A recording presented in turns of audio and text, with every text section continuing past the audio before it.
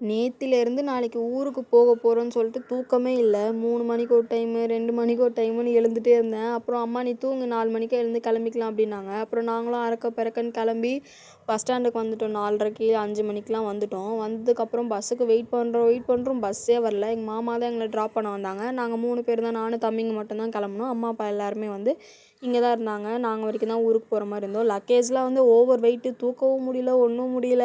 சரி okay bus இருக்கிற நம்பிக்கையிலே நம்ம போயிடுவோமேன்னு சொல்லிட்டு கிளம்பிட்டோம். மாமாவும் பாயெலாம் சொல்லிட்டு அனுப்பிச்சிட்டாரு. அப்புறம் பஸ்லலாம் ஏறி உக்காந்துட்டு பஸ் டிக்கெட்டும் எடுத்துட்டோம். அப்புறம் போயிட்டே இருந்தோம். சரியான வெயில். அப்புறம் நானும் என் தம்பிங்கெல்லாம் கொஞ்சம் வீடியோஸ்லாம் எடுத்துகிட்டு இருந்தோம்.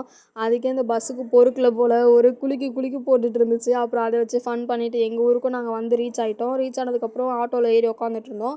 தாத்தா வருவாருன்னு சொல்லிட்டு வெயிட் பண்ணிட்டு இருந்தோம். அப்புறம் ஒரு வழியாக வந்துட்டார். நாங்களும் கிளம்பிட்டோம். என் மூஞ்சை பார்த்தாலே தெரியும் அவ்வளோ டயர்டாக இருந்துச்சு. அப்புறம் நாங்கள் வரோன்னு சொல்லிட்டு பாட்டி வாசப்படியிலே உட்காந்துட்டு இருந்தாங்க. இனிமேல் வீடியோலாம் வந்து வில்லேஜில் எடுக்கிறதா வரும். டாட்டா.